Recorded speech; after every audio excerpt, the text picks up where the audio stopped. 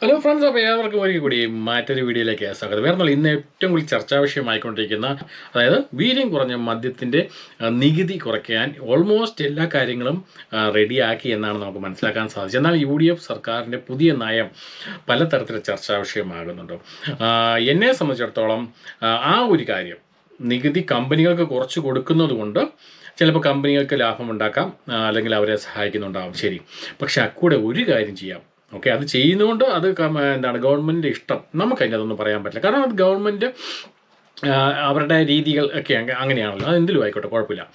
അക്കൂടെ ഇതിന് ഈ കമ്പനികളെ പിടിച്ചു നിർത്തുന്നത്, അല്ലെങ്കിൽ ഇന്ന് കേരള ഗവൺമെൻറ്റിനെ പിടിച്ചു നിർത്തുന്ന ഈ മദ്യം കഴിക്കുന്ന കസ്റ്റമേഴ്സിന് ഒരല്പമെങ്കിൽ അല്പം, ₹1 എങ്കിൽ ₹1 നിങ്ങൾക്ക് കുറയ്ക്കാൻ പറ്റുമോ? അത് വളരെയധികം ഉപകാരപ്രദമാകും എന്ന് വേണമെങ്കിൽ പറയാം. ഈ പറഞ്ഞ പോലെ ഈ ₹1 അല്ലെങ്കിൽ ₹2 അല്ലെങ്കിൽ എത്ര രൂപ മദ്യം കുറച്ചാലും ഈ പറഞ്ഞ പോലെ കേരളം നശിക്കും എന്നൊരു തോന്നൽ എനിക്കില്ല. അതാദ്യം മനസ്സിലാക്കുക. പലർക്കും അങ്ങനെ ധരിക്കേണ്ട ആവശ്യവുമില്ല. അതായത് കേരളത്തിൻ്റെ ബഡ്ജറ്റ് വന്നാലും, ഇന്ത്യയുടെ നമ്മുടെ ഭാരതത്തിൻ്റെ ബഡ്ജറ്റ് വന്നാലും, കേന്ദ്ര ഗവൺമെൻറ്റിൻ്റെ ബഡ്ജറ്റ് വന്നാലും, ഏത് ബഡ്ജറ്റ് വന്നാലും, ഏതൊക്കെ ഇയറിൽ അല്ലെങ്കിൽ പഴയ കാലഘട്ടങ്ങളിൽ തൊട്ട് ഏത് ആൾക്കാരുടെ ബഡ്ജറ്റ് വന്നാലും അവിടെയൊക്കെ കൂട്ടിക്കൊണ്ടിരിക്കുന്നത് ഈ മദ്യത്തിൻ്റെ നികുതിയാണ്. അപ്പോൾ അങ്ങനെ വരുമ്പോൾ ഈ പ്രാവശ്യമെങ്കിലും ഒരല്പം ₹1 എങ്കിൽ ₹1 നിങ്ങൾക്ക് മദ്യത്തിന് വില കുറയ്ക്കാൻ സാധിക്കുമോ?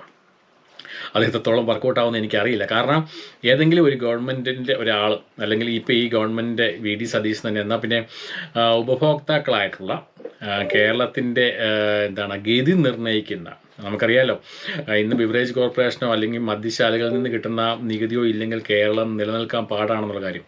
അപ്പം കേരളത്തിലെ നിലനിർത്തുന്ന ഈ മദ്യപിക്കുന്ന ആൾക്കാർക്ക് വേണ്ടി ₹1 എങ്കിൽ ₹1 കുറച്ചാൽ ഇവിടെ പലതരത്തിലുള്ള കലാപവും നടക്കും. അന്നേരം വരും പല മതസംഘടന ആൾക്കാർ, പല മതസംഘടനയിൽ ഉള്ളവരെന്ന് വിചാരിച്ച് രാഷ്ട്രീയ കക്ഷിക്കാർ വരും.